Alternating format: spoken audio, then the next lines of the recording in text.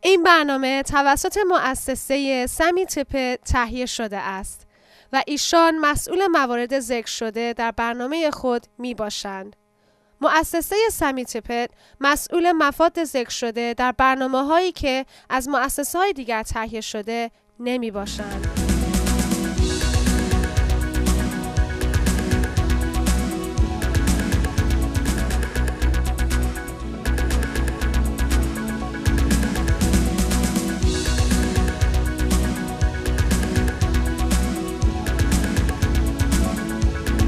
دکتر سمی تپت نویسنده و واعظ کنفرانس‌های بین‌المللی مسیحی.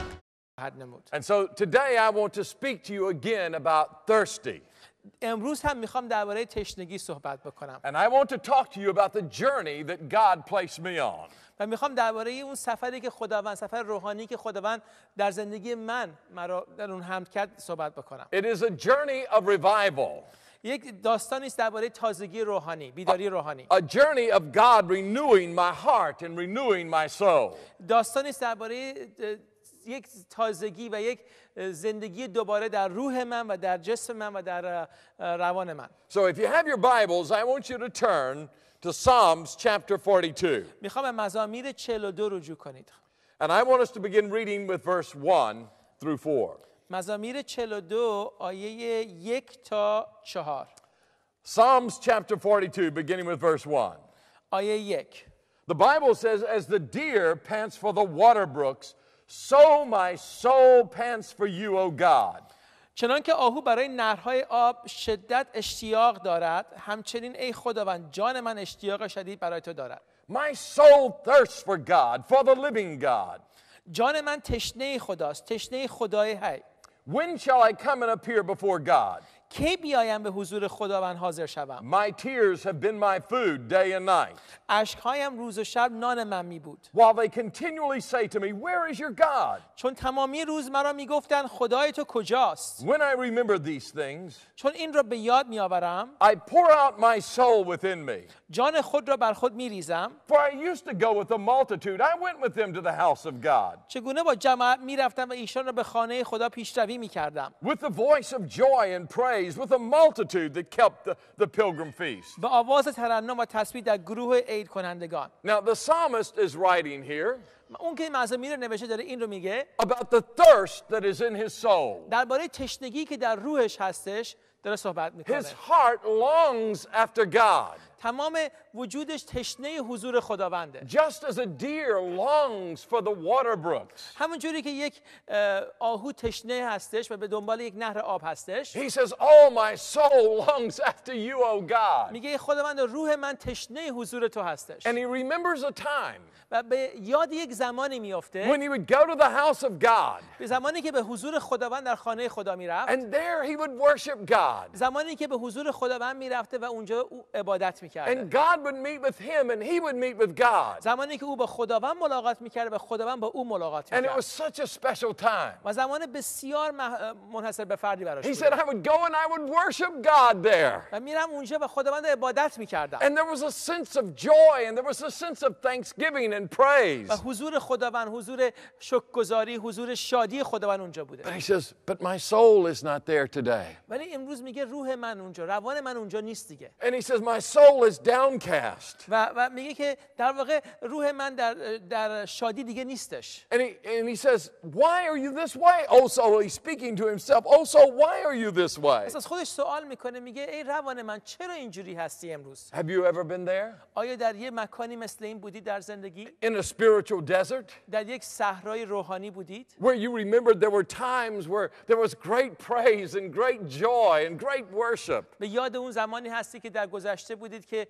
زمان شادی فراوان بوده، حضور خداوند در زندگیتون فراوان بوده؟ But then you found yourself. ولی بعد یه جایی به یه صحرا وارد میشید. You were discouraged. و واقعا ناامید شدید. And you said, oh, why am I this way? بعد از خودتون میپرسین چرا من به اینجا رسیدم؟ Why am I going through these things? چرا من از این صحرا دارم عبور میکنم؟ Many times the purpose of God in difficulties and trials بیشتر مواقع واقعا منظور خدا، هدف خدا در میان سختی‌های زندگی ما is to build a thirst within our hearts. که یک تشنگی رو در درون ما به وجود بیاره. So that we will say what the psalmist said in verse 1. که به همون نقطه‌ای برسیم که اونی که مزامیر رو نوشته برسیم، به همون شکلی که این شخص میگه As the deer pants for the waters, so my soul longs after you, O God. به نقطه‌ای برسیم که جان ما تشنه حضور خداوند بشه و به اون تشنگی برسیم که می‌خوایم حضور خداوند رو دوباره بچشیم. He wants us to have a thirsty heart, a thirsty soul. میخواد که واقعا روح و روان ما تشنه بشه دوباره. Where our only thirst, our only desire, our only passion is for God himself. که تنها تشنگی ما، تنها هدف ما، تنها امید ما همون حضور خداوند بشه. To know God. که خداوند رو بشناسیم To دوباره. love God. که خداوند رو دوست داشته باشیم دوباره. Because it's in that moment that God comes and he refreshes us. به خاطر اینکه در اون موقعیت هستش که خداوند میتونه ما رو دوباره تازه بکنه. That's where new life comes. زمانی که حیات جدید دوباره وارد And زندگی so ما میشه. God often allows circumstances into our پس lives. بنابراین هستش که خداوند اجازه میده که اتفاقات گوناگون و متفاوت در زندگی ما بیفته So that we will seek him. که از طریق این اتفاقات بتونیم به جستجوی او دوباره بریم. So that he is the soul, hunger and thirst of our lives. که اون واقعا بشه تنها هدف زندگی ما و تنها هدف تشنگی ما.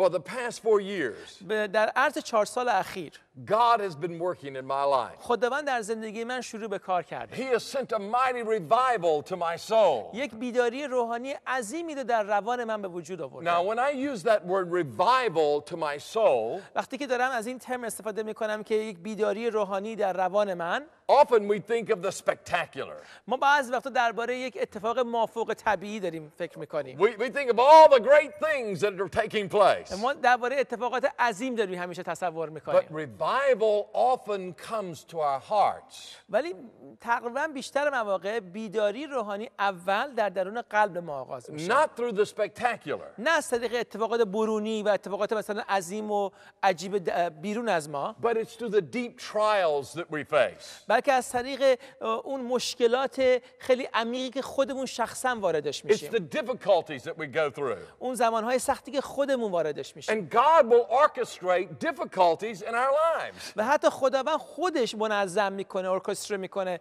این اتفاقات رو در زندگی ما. God will lead us into a desert, into a wilderness, با دست خودش ما رو وارد صحرا میکنه بعضی so that وقتا we will seek him. تا بتونیم در این صحرا او رو اول So جستجو that our کنیم. hearts are passionate after him. تا قلب ما برای او دوباره تشنه بشه. So when I talk about the revival of the heart or the revival of the soul, پس وقتی که من درباره یک بیداری روحانی در قلب و روانمون صحبت میکنم، I'm talking about something that is much more than just an experience. دارم بیشتر از فقط یک تجربه صحبت میکنم. It may be many experiences. شاید تجربه های گوناگون و زیادی باشه. I'm talking about something that is much more than an event.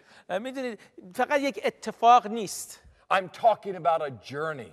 بلکه یک سفر هستش. A journey into God's presence. یک سفری هستش به حضور خداوند. And then on that journey, often God allows difficulties to come into our و lives در این سفر هستش که خداوند اجازه میده مشکلات وارد زندگی ما بشه so that we are thirsty for Him.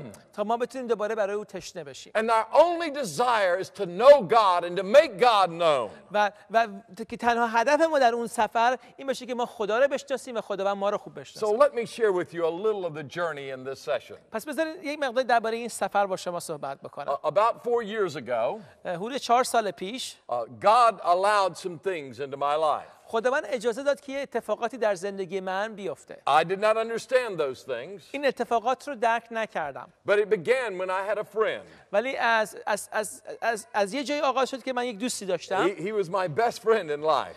بهترین دوست من در زندگیم بود. He had been a professional football player in America. یک فوتبالیست بود در آمریکا. And he was very well known. و در آمریکا کاملا شناخته شده بود. And he traveled with me in ministry. و در خدمت با من همسفر بود. After his football career, he came to know Jesus Christ. بعد از اینکه زمان فوتبالش تمام شد، عیسی مسیح رو شناخت. He gave his heart to Jesus and he was on fire for the Lord Jesus. قلبش رو به عیسی مسیح سپرده بود و برای مسیح خدمت خیلی عالی میکرد. He would give his testimony with me. و همیشه شهادت خودش رو در سفرها با من میداد. He would travel to conferences with me. با در کنفرانس ها با من سفر میکرد. He would help me to teach in those conferences. به من کمک میکرد که در اونجا تعلیم بدم. His wife and my wife and I would meet together on Wednesday evenings for times of encouraging one another. و چهارشنبه شبا همسرش و خودش و من و سکس با همدیگه جمع می‌شدیم و همدیگه رو تشویق می‌کردیم و دعا می‌کردیم. But 4 years ago, ولی 4 سال پیش I received a phone call. یک تلفنی بهم شد. And it said that my friend had just been killed. و گفتن که این دوست نزدیک من در یک حادثه رانندگی جانش را از دست داده. My heart was broken. قلب من شکسته شد. Because you see, this was the third time that I had had a best friend who had been killed. این دقیقاً سومین باری بود در زندگی من که بهترین دوستم رو به خاطر یک تصادف از دست داده بودم. It seemed like every time I would develop a close friendship, به نظر می رسید که هر وقت یک رابطه نزدیکی رو با یک نفر به وجود می آوردم، that something would happen to that friend. یه اتفاق می افتاد. My heart was broken. قلب من شکسته شده بود. I spoke at his funeral. در مراسم دفنش صحبت کردم. And after the service was over, و وقتی که مراسم تمام شد، I began to feel very sick. احساس کردم که خیلی دارم مریض حال میشم. And I collapsed. و بعد افتادم، از حال رفتم. And I had to be brought to the و hospital. بعد منو به بیمارستان می بردند. After I was brought to the hospital, بعد از اینکه به بیمارستان منو بردند، I have a place that I go to in the mornings. یه جایی هستش که صبحگاهان یا رازگاهان من میرم اونجا هر روز. And after I got out of the hospital, I went to that place. بعد از اینکه از بیمارستان اومدم بیرون به اون نقطه برگشتم. And the world just looked different to me. دنیا برام متفاوت به نظر می رسید. همون دنیای قدیمی نبود. I don't know if you've ever experienced anything like that. نمیدونم اون تجربه رو قبلا داشتید یا نه تو زندگیتون که. But the world just looked different. The buildings, the people, everything looked different. همه چیز به نظر متفاوت میاد. مردم دیگه همون یک جور نبودن، ساختمونا اون جور نبودن. زندگی فرق کرده بود برام. And I knew that there was something happening in my heart. و احساس میکردم که داره یه تغییر و تحولی در قلب من به وجود میاد. And so we went, I was scheduled to go to Pakistan to preach and minister there in Pakistan. قرار بودش که پاکستان برم و در اونجا خدمت بکنم.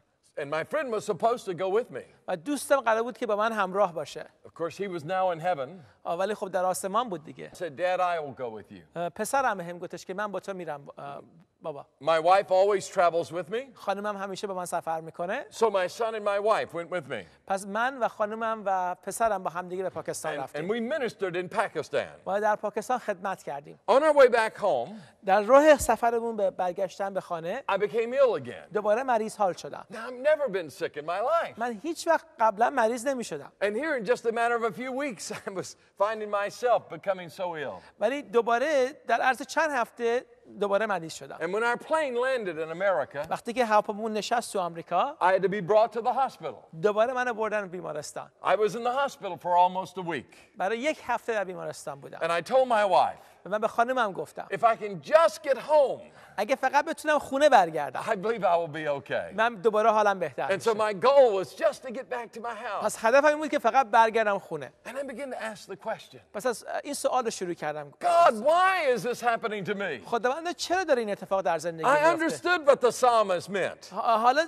دارم درک میکنم که این اونی که مزامیر نوشته داره چی میگه. when he said, oh soul, why are you so downcast? میگه ای روح من چرا اینقدر افتاده ای؟ Why are you feeling this way? چرا احساس افسردگی میکنی؟ And I was asking myself that question. این سوالم داشتم از خودم میکردم. Why am I going through these things? چرا دارم من این سختی ها عبور میکنم؟ Why are these things taking place in my life? چرا این مشکلات داره در زندگی من اتفاق میفته؟ But God was making me thirsty. ولی خداوند داشت من رو دوباره تشنه میکرد. Oh, I was thirsty for God. داشتم تشنه میشدم برای خدا. But I told my wife, ولی به خانمم گفتم I don't think I can handle many more problems. به خانمم فکر نمی کنم مشکلات بیشتری رو بتونم تحمل بکنم. But then a few months later, ولی بعد چند ماه بعد I received a phone call. یه تلفن دیگه بهم شد. And the friend on the other end of the phone said to me, اون شخصی که اون طرف تلفن بود اینو بهم گفت. Sammy, the man in Pakistan who's translating your materials. گفت سمی اون خادمی که در پاکستان مترجم کارهای تو هستش. has just been kidnapped. اون رو بودند. And the terrorists are demanding $60,000 from you. و اون تروریستا $60,000 از ما پول میخوان که اونو آزاد بکنن. I said, oh God, what do I do? از خداوند خواستم، گفتم من چه کار بکنم؟ And then before I could even answer, حتی قبل از اینکه بتونم جوابش رو بدم، there was another phone call یه تلفن دیگه بهم شد saying that my friend who was translating these materials, که اون دوست من که مترجم این کارهای من در پاکستان بود، that he had been murdered brutally. که اون رو کشته بودن تروریستا. My heart was so heavy. قلبم دوباره خیلی سنگین شد. I said, oh God, گفتم خداوندا، what is going on? این چه اتفاقی که داره میفته؟ I think I was the most discouraged that I've ever been in my Christian life. فکر کنم دیگه در نظر یأس و ناامیدی به پایین‌ترین نقطه زندگی روحانیم رسیده My بودم. heart was so heavy. قلبم بسیار سنگین And شده I was بود. crying out to و God. داشتم به خداوند گریه می‌کردم. Oh God, what is going on? خداوند چرا داره این اتفاقات میفته؟ And I said to my wife, پس به خانمم گفتم. I don't think I can handle anymore. گفتم نمیدونم که بتونم مشکلات بیشتر از این رو تحمل But بکنم. 3 weeks after this, ولی 3 هفته بعد از این a man contacted me from Portugal. یک مردی از پرتغال با من تماس گرفت. And he said, I have evidence that you and I are brothers. گفت من شواهد دارم که شما و من برادر هستیم. I said, what? گفتم چی؟ Now, I have no brothers in Portugal. من برادری در پرتغال ندارم. Most people in America, when they find their long lost brother, بیشتر من واقعا اگه یه نفر تو آمریکا یه خانواده یه نفری که مثلا افراد خانواده هستن که تا به حال نمیشناختن پیدا میکردن، they're in Chicago or Los Angeles or Dallas. شاید تو شیکاگو باشن، شاید تو دالاس باشن، شاید تو کالیفرنیا باشن. But mine's in Portugal? ولی برادر گم شده من تو پرتغال هستش. And I said, what is this? گفتم این چیه؟ این چیه که شما میگید؟ And I won't go into all the details of that. وارد جزئیاتش نمیشم. But this man said he had evidence that he was my brother. ولی این مرد گفت من شواهد دارم که تو من برادر هستیم. And that my father and his mother had an affair during World War II. که پدر من و مادر این شخص در زمان جنگ جهانی دوم یک رابطه با هم دیگه And داشتن. that it resulted in his birth. که در نتیجه این رابطه این پسر به دنیا آمده But بود. the worst thing that he said ولی بدترین چیزی که به من گفته بود این هستش که was that his mother had committed suicide because of the relationship with my father. که مادر اون خودکشی کرده بود به خاطر این رابطه با پدر من. My heart just sunk again. و دوباره قلبم افتاد. And I said, God, what is happening? گفتم خدایا چرا داره این اتفاقات دائم پشت سرم I didn't know of any sin in my life. نمیدونستم که گناهی تو زندگیم وجود داره. It was like these things were happening from outside to me. ولی مثل اینکه این اتفاقات از برون، یعنی از بیرون داشت برای من میافتاد. And so I said, God, why are these things taking place in my heart? خداوند چرا این اتفاقات داره در زندگی من میافته؟ And this was the beginning of revival. ولی این آغاز اون بیداری روحانی بود. This man, by the way, was not my brother. در بعداً فهمیدم که این برادر من نبود. But I began to seek God.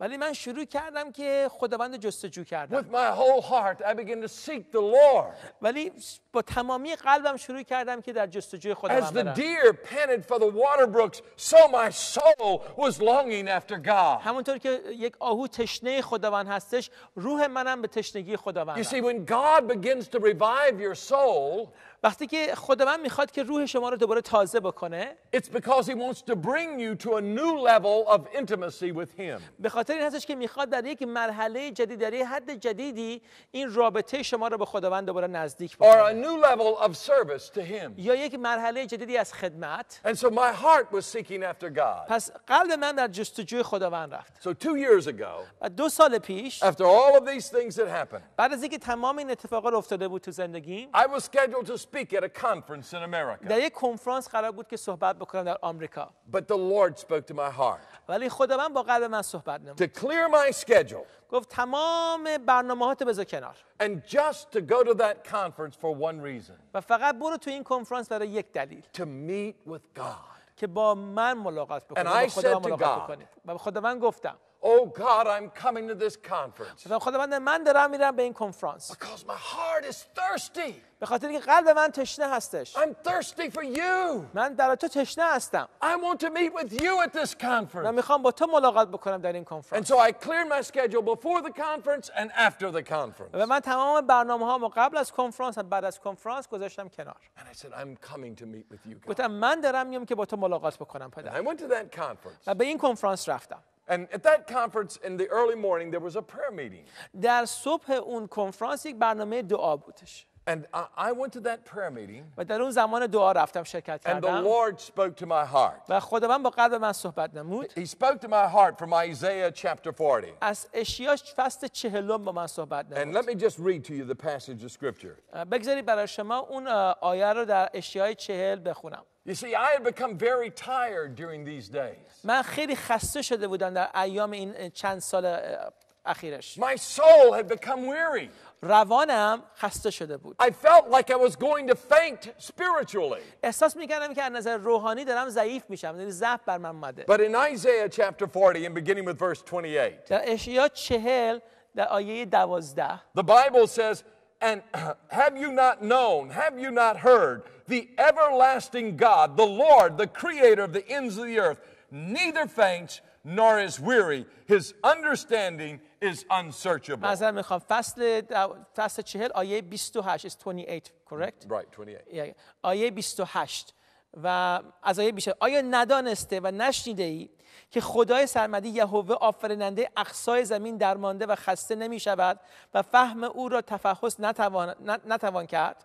Now listen to what verse 29 says. آیه 29 He gives power to the weak. ضعیفان را قوت می بخشد And to those who have no might, he increases strength. و ناتوانان را قدرت زیاده عطا می نماید. That was me. من اون شخص I بودم. was the weak. من اون ضعیف بودم، اون ناتوان بودم. I had no strength. من هیچ قدرتی در من نبود. But he says he gives power to the weak. ولی به اون ناتوان قدرت میبخشد. And he increases their strength. و ضعیفان را قوت میبخشد و ناتوانان را قدرت زیاده عطا He مینماید. says even the youth shall faint and be weary. حتی جوانان هم درمانده و خسته میگردند. And the young men shall utterly fall. و شجاعان به کلی میافتند. But those who wait upon the Lord اما آنانی که منتظر خداوند میباشند shall renew their strength. قوت تازه خواهند یافت. They shall mount up with wings like و eagles. مثل عقاب پرواز خواهند نمود. They shall run and not be weary. دویده و خسته نخواهند شد. They shall walk and not faint. خواهند خرامی و درمانده نخواهند And گشت. so God spoke to my heart. پس خداوند با قلب من صحبت کرد. And he said, you've grown weary. گفت تو خسته شدی You've fainted. و ضعیف شدی، ضعیف حال شدی And you've been telling everyone. و داری به همه میگی این رو The reason I'm tired, the reason I'm so weary که دلیلی که اینقدر درمانده و خسته شدم is because all of these things have happened to me. به خاطر این هستش که تمام این اتفاقات بد تو زندگی من My اومده. friend was killed. بهترین دوستم از دست My دادم، colleague was murdered. همکارم از دست I've دادم، been in the hospital. تو بیمارستان مریض حال شدم Oh, I'm so tired. و من خیلی خسته شدم. And God said to me, ولی خداوند بهم گفت either my word is true or what you are saying is true. گفت یا کلام من حقیقته یا حرفی که تو میزنی But حقیقته. both cannot be true. ولی هر دوتای اونها در یک زمان نمیتونن حقیقت Which is باشن. it? کدومشه؟ Why have you become weary? چرا خسته شدی؟ Why have you become tired? چرا درمانده شدی؟ Is it because of all of these things that have happened to you? به خاطر این اتفاقات دیگه هستش که در زندگیت افتاده؟ Or is it because you've not waited upon me? یا به خاطر این هستش که منتظر من نبودی؟ And the Lord spoke to my heart و خداوند با قلب من صحبت کرد that he wanted to bring me to a new level of waiting upon him. که در یک مرحله جدیدی در انتظار او کشیدن منو وارد بکنه. Now, don't misunderstand me. نمیخوام درست منو درک نکنید. I was a man of prayer. من یک مرد خداوند بودم و دعا میکردم I هر had روز. my time alone with God. هر روز وقت دعا داشتم با خداوند. But you see, God was wanting to bring me to a new level of intimacy with him. ولی خداوند میخواست منو به یک مرحله جدیدی وارد بکنه در رابطه با He او. was wanting to bring me to a new level of service for him. و میخواست منو در یک مرحله جدیدی در خدمت برای او وارد But بکنه. in order for that to happen, ولی اگه میخواست این اتفاق تو زندگی من بیفته، I had to go to a new level of waiting upon him. ولی بس من اون وقت وارد یک مرحله جدیدی در زندگی میشدن در منتظر شدن برای خدا. And this is the truth. و حقیقت این بود. Much of my prayer time had become very, very rushed. خیلی از زمان دعای من با خداوند قبل از این اتفاقات خیلی با سرعت و عجله انجام And I میشد. will tell you something.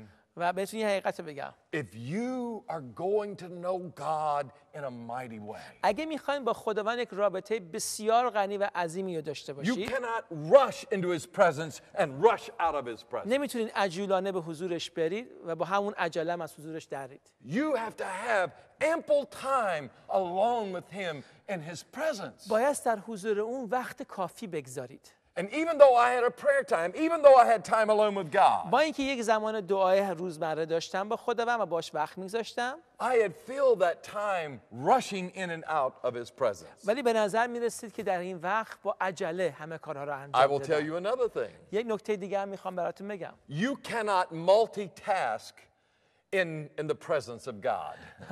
I'm gonna say. نمیتونید در حضور خدا چند کار مختلف در آن واحد انجام بدید. You cannot go into God's presence and have your computer on and kind of look at that and then talk to God and look at your شما computer. نمیتونید مثلا در حضور خداوند برید میخواین دعا کنین، کامپیوترتون هم روشن کرده باشید، به ایمیل نگاه بکنید و دعا بکنید.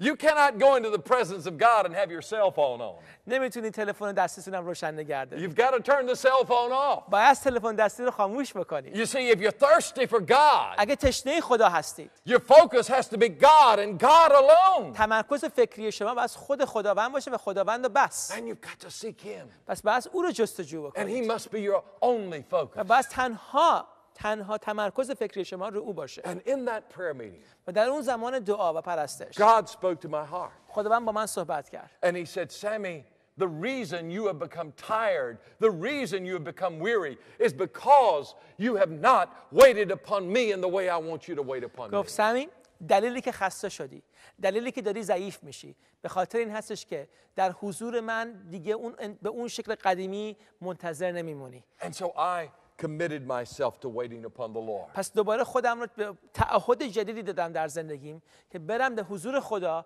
و منتظر اون بمونم. And I stood among all the people and I said, I have sinned. و در حضور همه واسطادم در اون کنفرانس و به همه گفتم من گناه کردم. Because I have lied.